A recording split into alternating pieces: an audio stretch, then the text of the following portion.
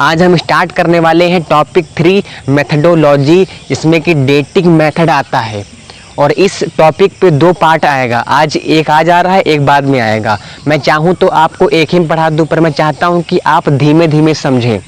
आइए स्टार्ट करते हैं टॉपिक मेथडोलॉजी। सबसे पहले मैं आपको बता दूं मेथडोलॉजी का मतलब क्या होता है। Historical methodology is the process of gather evidence and formulate ideas about the past. फिर dating method, there are 2 main categories of dating method in archaeology. पहला है रिलेटिव डेटिंग, जिसको आप बोल सकते हैं इनडायरेक्ट, और दूसरा है एब्सोल्यूट डेटिंग, इसको आप बोल सकते हैं डायरेक्ट। तो रिलेटिव डेटिंग का मतलब किसी भी चीज़ को रिलेट करके बताना, और एब्सोल्यूट डेटिंग का मतलब एग्जैक्ट बताना, जो प्योरली साइंटिफिक होगा। सबसे पहला पॉइंट आता है relative dating includes methods that relay on comparative data और द कॉन्टेक्स्ट। रिलेटिव डेटिंग में हम कंपेयर करते हैं, जैसे हमें नहीं पता उस टाइम पीरियड पे कोई भी ऑब्जेक्ट कितना पुराना है। जैसे आप मान लीजिए आपकी जो दादी हैं उनकी डेट ऑफ बर्थ क्या है, तो आपकी दादी डेट ऑफ बर्थ कैसे बता रही हैं, रिलेट कर रही हैं 1857 का रिवोल्ट हुआ था, उस टाइम पे मेरा बर्थ हुआ था। तो आपने क्या किया, रिलेट करके एक आइडिया लगाया कि 1857 में दादी का बर्थ हुआ था। कहने का मतलब एग्जैक्ट उस टाइम से हम कंपेयर कर लेते हैं जो भी इंसिडेंट हुआ है। कोई भी ऑब्जेक्ट मिला तो रिलेट करके पता कर लेते हैं कितना पुराना है, ये अनुमान लगा लेते हैं। फिर सेकंड पॉइंट आता है this approach helps to order event chronologically, but it does not provide the absolute age of an object expressed in years। ये अप्रोच आपको हेल्प करती है, बट ये आपको एग्जैक्ट एब्सोल्यूट एज नहीं बता पाती।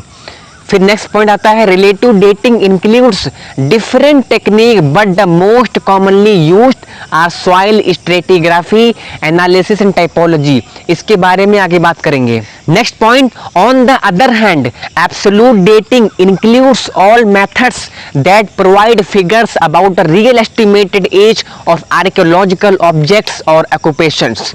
इसमें जो हम डायरेक्ट कंपेयर करते हैं वो साइंटिफिक होता है। एब्सोल्यूट डेट का पता करते हैं जो पूरी तरह से साइंटिफिक होता है, और उसमें हम देखते हैं कि जैसे कार्बन डेटिंग मेथड है, उससे हम डायरेक्ट उस टाइम का पता लगाते हैं। ये एग्जैक्ट टाइम का पता एब्सोल्यूट डेटिंग में मिलता है, और रिलेटिव में हम रिलेट करते हैं उस टाइम पीरियड से। दोस्तों मैंने अभी आपको पढ़ाया है एकदम ऊपर, अब मैं पढ़ाऊंगा आपको डिटेल में, यानी डेटिंग मेथड में एब्सोल्यूट डेटिंग और रिलेटिव डेटिंग में ब्रीफली पढ़ाऊंगा आपको। तो start with relative dating method. सबसे इंपॉर्टेंट चीज मैं आपको बताना चाहता हूं, जो आप रिलेटिव डेटिंग मेथड पढ़ रहे हैं, रिलेटिव डेटिंग या डायरेक्ट डेटिंग मेथड आपसे पेपर में पूछ सकते हैं, या डेटिंग मेथड के अंदर के पार्ट जैसे रिलेटिव पूछ लिया, एब्सोल्यूट पूछ लिया, या रिलेटिव डेटिंग के जो अंदर पार्ट्स हैं उनको ही पूछ लिया, तो ऐसा भी आ सकता है। रिलेटिव डेटिंग मेथड पार्ट्स, पहला आता है stratigraphy. Stratigraphy uses the principle of the superposition of strata which suggest that in a succession of undisturbed soil the upper horizon are newer than the lower ones। ये अर्थ के layer से related है। Stratigraphy क्या है, जो strata है, जो अर्थ है उसके अंदर की जो लेयर है उससे रिलेटेड जो है वो स्ट्रेटिग्राफी होता है। तो स्ट्रेटिग्राफी लेयर से कंपेयर की जाती है। जैसे एक लेयर पर हमें कोई चीज़ मिली तो और अगर डिफरेंट चीज़ें मिलेंगी तो हम बताएंगे कि ये सारी चीज़ें जो हैं एक टाइम एज की हैं। और जो भी टूल्स मिले, फॉसिल मिले, एक ही लेयर से हमें टूल भी मिला और फॉसिल भी मिला, तो ये दोनों हम कंपेयर कर लेंगे। दोनों एक सेम एज के एक स्ट्राटा पर मिले तो ये सेम एज के हैं, ये चीज़ें हम रिलेट कर लेते हैं। तो स्ट्रेटिग्राफी में हम स्ट्राटा से देखते हैं कि जो लेयर हैं वो कैसी हैं और हर लेयर पे क्या चीज़ें मिल रही हैं। अगर मैं आपको सिंपल बताऊं तो स्ट्राटा का मतलब है लेयर ऑफ सॉइल। जो अपर लेयर है उसको हम लोग बोल देते हैं न्यू, और जो लोअर लेयर है उसको हम बोल देते हैं ओल्ड।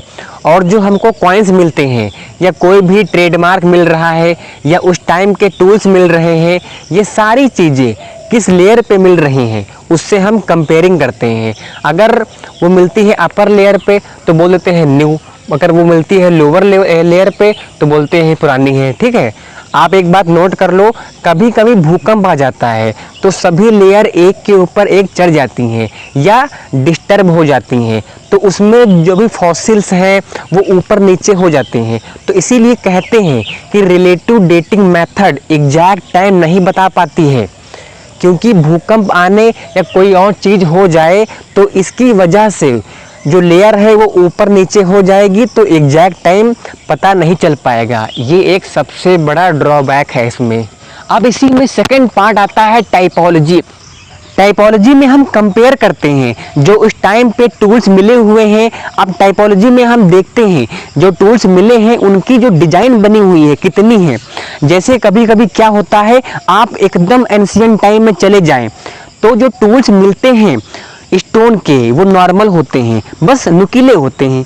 लेकिन जैसे ही टाइम आगे बढ़ता है उसी टाइम पे जिस टाइम के लेयर पर हमें जो स्ट्राटा है अर्थ का, उस पे अगर हमें डिफरेंट टाइप्स के टूल्स मिल सकते हैं।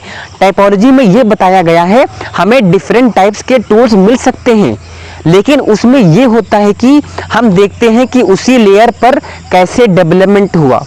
जैसे कभी एक नुकीला टूल मिला और उसके बाद और ज़्यादा नुकीला चीज़ मिला, तो ये डेवलपमेंट है। तो हम टूल्स में कंपेयर करते हैं, ये पहले का है ये बाद का है। तो टाइपोलॉजी में हम एक दूसरे से कंपेयर करते हैं।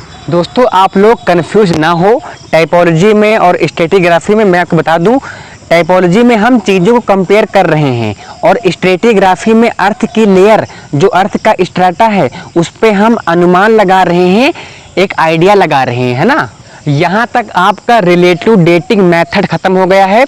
अब इसका सेकंड टाइप जो है एब्सोल्यूट डेटिंग मेथड, अब इसके बारे में पढ़ते हैं। इसमें जो सबसे इम्पोर्टेंट है वो C14 है, यानी कार्बन डेटिंग C14।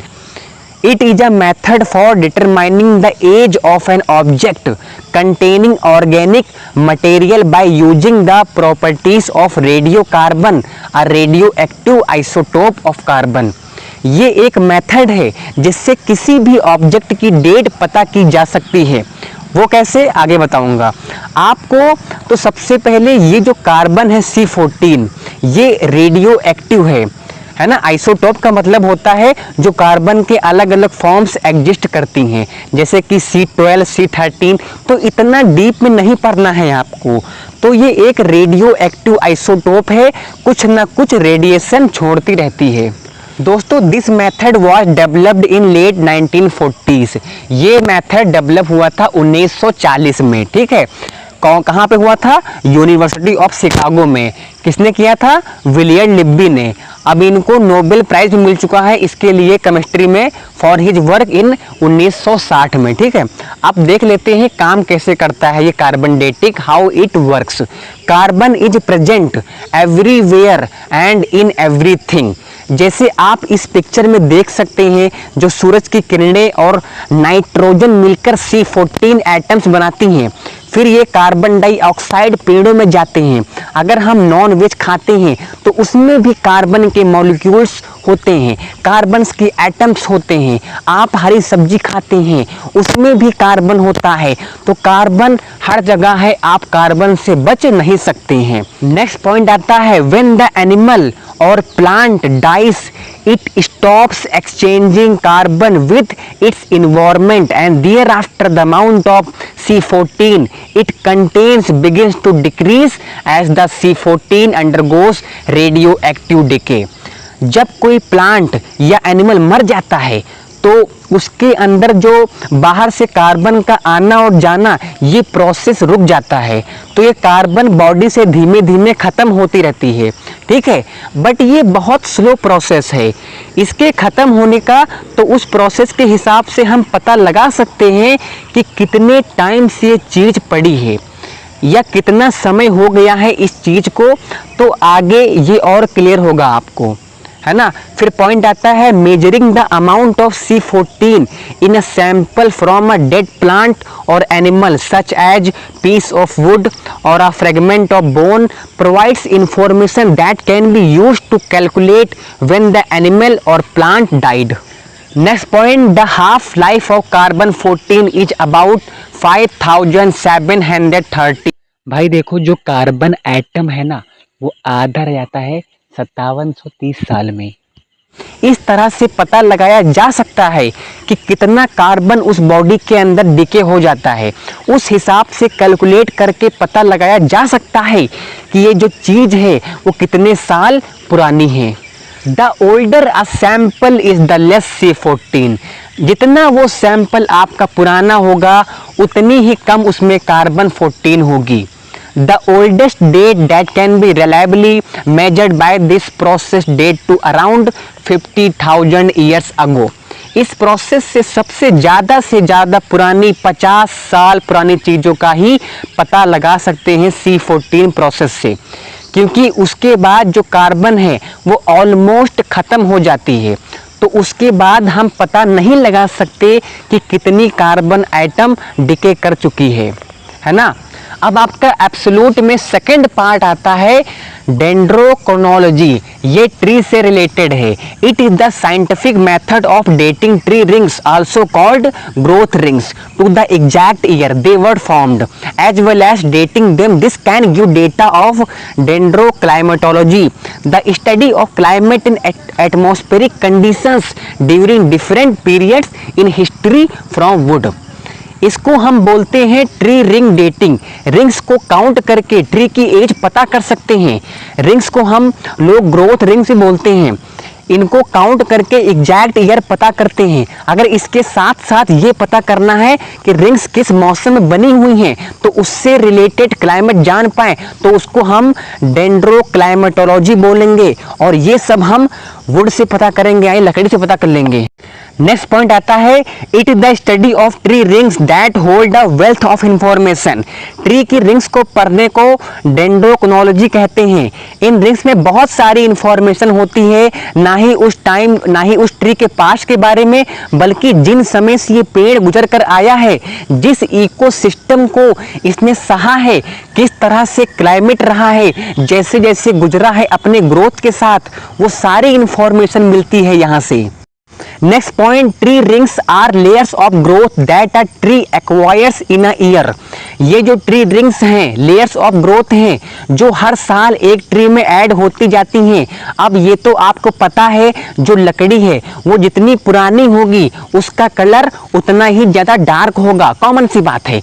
अगर कुछ साल में एक पेड़ की अच्छी ग्रोथ हुई है, अच्छे रिसोर्सेस मिले हैं, तो रिंग मोटी हो जाएगी, और इकोसिस्टम में प्रॉब्लम होगी तो रिंग पतली हो जाएगी। अब नेक्स्ट पॉइंट आता है as trees are sensitive to local climate condition such as rain and temperature they give some information about the area local climate in the past. Tree बहुत ही सेंसिटिव होते हैं लोकल क्लाइमेट को लेकर के, local climate conditions को लेकर के, बारिश हो रही है, टेम्परेचर में क्या चेंज आ रहा है, इससे इंफॉर्मेशन हमें मिलेगी एरिया की लोकल क्लाइमेट के बारे में कि पुराने टाइम में पास्ट में क्लाइमेट कैसा था। For example tree rings usually grow wider in warm wet years and they are thinner in years when it is cold and dry. एक बात आप नोट कर लीजिए, ये आपके नॉलेज के पर्पस के लिए है। और ये सब जो मैंने बताया है आपको ट्री के बारे में, ये डिस्कस हुआ था 6th एशियन डेंड्रोक्रोनोलॉजी कॉन्फ्रेंस जो है वो हुई है बीरबल साहनी इंस्टीट्यूट में लखनऊ में। वहाँ पे ये सब डिटेल में डिस्कस हुआ था और पहली बार ये कॉन्फ्रेंस इंडिया में हुई थी। अगर आपको इसके PDF नोट चाहिए, मैं डिस्क्रिप्शन में व्हाट्सएप ग्रुप की लिंक लगा दे रहा हूँ, वहाँ पे आप ऐड होके मुझसे नोट्स मांग सकते हैं। यहाँ तक मैंने कवर कर दिया है पहला पार्ट। अब नेक्स्ट पार्ट में बात करेंगे न्यूमिस्मैटिक की, पैलियोग्राफी की, स्क्रिप्ट्स के बारे में, तो उस पार्ट को देखना मत भूलना। तब तक के लिए जय हिंद, जय भारत।